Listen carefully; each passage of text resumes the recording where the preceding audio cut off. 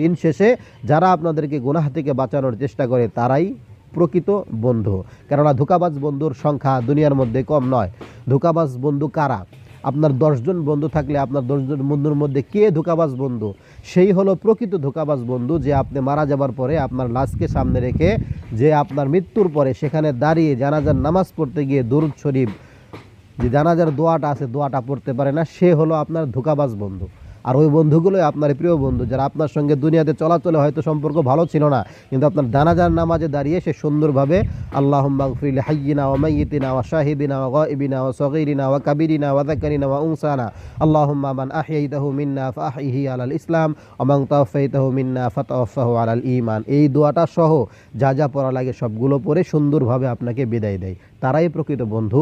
আর ওই বন্ধু আপনার কখনোই প্রকৃত বন্ধু নয় যে বন্ধু আপনার জানাজাকে সামনে নিয়ে পিছনে হা করে তাকায় থাকবে। আপনার জানাজাকে সামনে রেখে সে পিছনে একেবারে হাবলা বেবলা বোবা ব্যক্তির মতো দাঁড়ায় থাকবে, কোনো কিছু পড়তে পারবে না। সে কখনোই আপনার প্রকৃত বন্ধু নয়।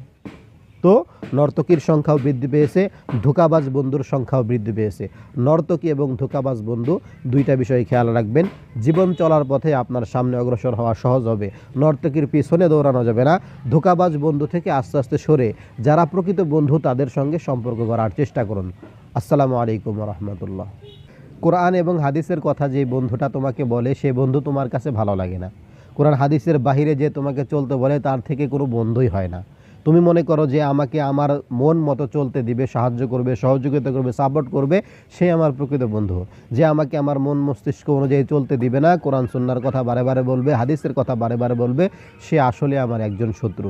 প্রকৃতপক্ষে সেই হলো তোমার প্রকৃত বন্ধু, যে বন্ধু তোমাকে চায় আল্লাহ আল্লাহর রাসূলের পথে ফিরিয়ে আনতে। আর প্রকৃতপক্ষে সেই হলো তোমার প্রকৃত শত্রু, আসল শত্রু, গোপন শত্রু, তোমার সুরত ধরা শত্রু, যে তোমাকে চায় কোরআন এবং সুন্নাহর পথ থেকে, আল্লাহ আল্লাহর রাসূলের পথ থেকে দূরে সরাতে। কেননা তাকে তুমি ধোঁকাবাজ বন্ধু বলতে পারো। ধোঁকাবাজ বন্ধু কেন? তুমি মারা গেলে তোমার জানাজাকে সামনে রেখে। ধোঁকাবাজ বন্ধু কেন? তুমি মারা গেলে তোমার জানাজা সামনে রেখে সে পিছনে দাঁড়িয়ে দাঁড়িয়ে জানাজার দোয়াটাও পড়তে পারবে না, এই জন্য সে ধোঁকাবাজ বন্ধু। আর প্রকৃত বন্ধু যে তোমার জানাজা সামনে রেখে সুন্দরভাবে তোমাকে প্রত্যেকটা দোয়া পড়ে পড়ে বিদায় দিতে পারবে।